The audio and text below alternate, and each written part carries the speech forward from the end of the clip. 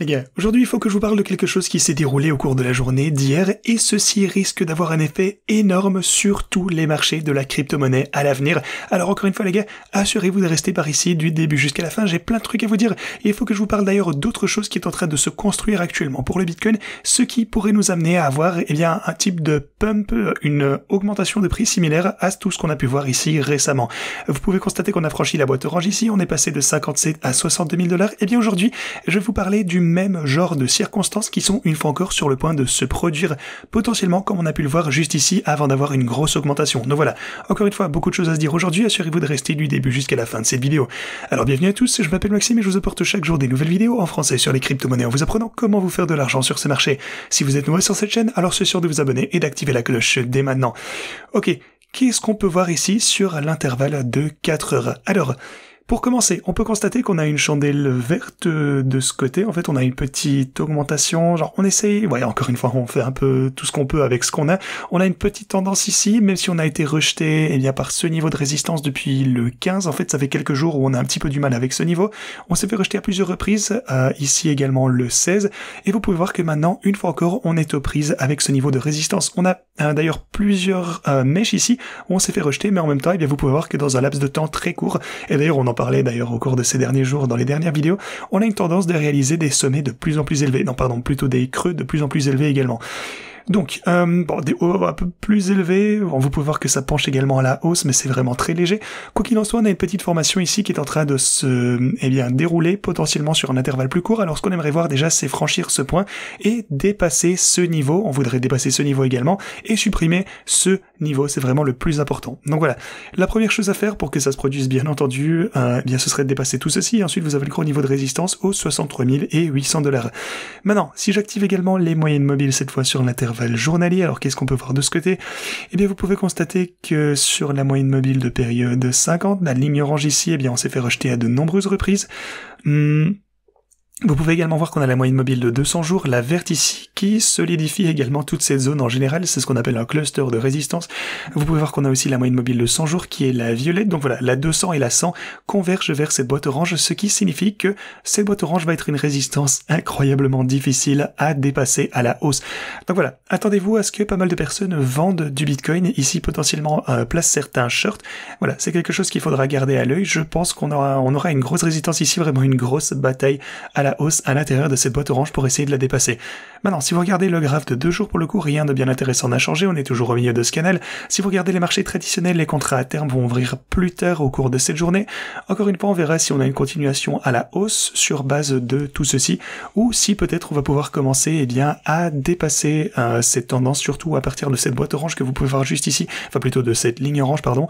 Encore une fois, sur cette chandelle journalière, on a clôturé, ou en tout cas, on est au-dessus, on se repose de ce côté. Les bulls vont essayer de nous maintenir au-dessus de ce point, ce qui serait absolument fantastique. Donc, voyons si on peut avoir une continuation de cette tendance lorsque les marchés à terme ouvriront plus tard au cours de la soirée. Voilà, ça va être un gros événement à suivre, mais à part tout ceci, on a vraiment des choses super importantes qui sont en train de se dérouler. La première chose que j'aimerais vous montrer, c'est que Donald Trump est en train finalement de rattraper son retard par rapport à Kamala Harris.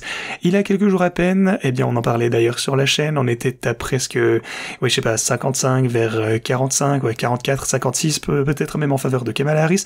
Cependant, apparemment, au cours de ces quelques derniers jours, ça a quelque peu changé, elle a dit des choses relativement négatives, en tout cas qui ont été perçues par le peuple américain comme négatives. Dans le discours de Kamala, apparemment sur l'économie, ça l'a fait chuter de quelques points. Le plus elle parle, le plus elle chute visiblement, et c'est pourquoi il cache que ses chances ont chuté de 8% selon ce discours seulement apparemment. Donc voilà, elle a prononcé un discours qui apparemment était mal joué, ça ne s'est pas très bien passé, et maintenant vous pouvez voir que Donald Trump rattrape lentement mais sûrement son retard, et espérons-le en tout cas, peut-être qu'il va pouvoir rattraper son retard. Bon, pour le coup, c'est assez rapide, 8% rien que à cause de son discours, donc ça présage des résultats peut-être un petit peu meilleurs, et d'ailleurs Donald Trump a prononcé un discours hier, a dit Kamala est devenue communiste après avoir provoqué une inflation catastrophique, et le camarade Kamala a annoncé qu'elle voulait instaurer un contrôle des prix socialistes. C'est le plan Maduro, tout droit sorti du Venezuela ou de l'Union soviétique. Alors oui, l'Union soviétique, ça provoquera bien du rationnement, la fin et une montée en flèche des prix. Évidemment, ce n'est pas quelque chose que vous voulez voir. Voilà, c'est ceci en fait, grosso modo, qui a permis à Donald Trump de rattraper son retard. Alors pourquoi est-ce si important? Parce que comme je vous l'ai déjà expliqué à plusieurs reprises, c'est le candidat pro-crypto. Il a dit qu'il lancerait de nombreuses initiatives en faveur des cryptos s'il gagnait l'élection. On a vraiment besoin que ce gars en fait nous donne des lois en faveur.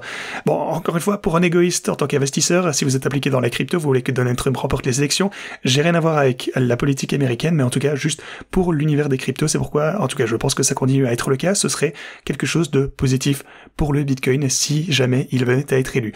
Ok, donc ça se présente un peu mieux de ce côté, on garde un œil sur tout ceci. D'ailleurs, une autre chose qui mérite notre attention, ce sont les événements qui se produisent cette semaine. Vous avez des responsables de la Fed qui s'expriment, mercredi vous avez le compte rendu du FOMC de juillet, jeudi, oui ça c'est important, les grandes données sur l'inflation japonaise pour juillet, ça va déterminer s'ils vont augmenter les taux d'intérêt ou non, si ça va être augmenté de la part de la Banque centrale japonaise, et ceci va conduire au marché américain surtout à réagir à ceci, positivement ou négativement. Vous savez à quel point les marchés mondiaux sont sensibles aux taux d'intérêt japonais actuellement, qui sont un petit peu en train de casser l'économie. Aussi vous avez un discours de Powell vendredi, donc voilà, tout ceci ça va être formidable, ça va vraiment faire bouger les marchés, mais ceci dit, laissez-moi vous parler de quelque chose de gros. Le taux de financement du Bitcoin est négatif actuellement, pour le coup ils sont négatifs depuis un petit moment maintenant, vous pouvez le voir, Binance est en négatif, vous avez par exemple Bybit et BitGet qui sont également en négatif, donc en général les taux de financement sont en négatif, ce qui signifie que les shorts sont en train de payer les longs en quelque sorte, donc il y a plus de shorts qui sont en train de s'accumuler. Maintenant, pourquoi est-ce si important? Eh bien, le dernier gros mouvement à la hausse qu'on a eu dernièrement, vous pouvez voir que si je zoome ici, regardez cette grosse chandelle verte ici pour le Bitcoin, lorsqu'on est passé de 50, oui, on va dire peut-être 59 500 à 60 300, quelque chose comme ça. Donc ouais, presque $1000 de hausse en très peu de temps.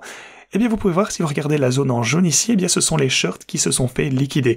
Donc, dès qu'on a commencé, eh bien, à venir revisiter cette zone pour le Bitcoin, on a pas mal retiré des shorts, ce qui signifie qu'ils se sont fait liquider, ce qui signifie que le prix du Bitcoin a vu un petit short squeeze. Non, on a eu un pump à la hausse, et puis finalement on a eu une autre baisse pour une raison différente, donc voilà, c'est pas pour reparler de ceci maintenant. Néanmoins, ces liquidations de short, en fait les short squeeze, eh bien nous ont permis en fait d'avoir une petite poussée, on a eu une grosse chandelle verte à la hausse, qui est évidemment ce qu'on veut voir. Maintenant, ce que j'aimerais vous montrer avec tout ceci, c'est que sur l'intervalle de 3 jours, eh bien pour le coup, on n'a pas énormément de shorts qui se sont accumulés. Oui, voilà, c'est vraiment pas énorme, mais on en a quand même quelques-uns ici. Bon, c'est un petit peu plus haut que là où on se trouve, on a 60 500.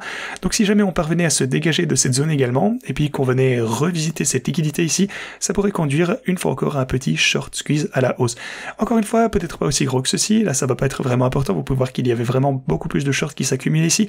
Néanmoins, voilà, on aura peut-être une petite explosion intéressante à la hausse. Sinon, en termes de taux de financement, comme je vous l'ai expliqué, si vous regardez le bottom ici, vous pouvez voir qu'on a le taux de financement de ce côté. Lorsqu'ils sont en négatif, généralement, on a pas mal d'opportunités d'avoir, eh bien, ce type de short squeeze. On a beaucoup plus de possibilités de voir une explosion à la hausse. Vous pouvez voir que c'était, par exemple, très négatif ici. Et regardez ce que le prix du Bitcoin a fait en blanc juste ici. Une fois encore, vous pouvez voir qu'ils étaient négatifs. Le Bitcoin a connu un gros rebond, négatif ici aussi. Et pour le coup, le Bitcoin a connu un gros rebond de ce côté. Alors juste là, c'était négatif, le Bitcoin a eu un gros rebond. Et donc tout ça pour dire que là, ils sont en train de repasser en mode négatif. En fait, dernièrement, ça a été le cas. Donc voyons si on peut avoir, une fois encore, comme ça a été le cas par le passé, une petite explosion à la hausse. Je pense qu'il y a certains facteurs qui nous indiquent clairement qu'on pourrait, eh bien, avoir un petit regain d'énergie prochainement du côté du Bitcoin. Mais jusqu'à ce qu'on franchisse ces niveaux importants, encore une fois, le gros niveau ce sera 63 000 $ à surveiller, donc même si on a un petit pop, soyez prudents, les 61 000 $, c'est vraiment la grosse résistance où on a toutes les difficultés, c'est d'ailleurs le précédent swing high qu'il faut éliminer ici, et puis encore une fois, jusqu'à ce qu'on ait un gros rebond qui nous permet de dépasser cette ligne orange, il faudra être prudent, sur le plus court terme on pourrait se faire rejeter à tout moment. Ceci dit les gars, c'est tout ce que je vais pour vous aujourd'hui, merci d'avoir regardé, et moi je vous dis à la prochaine.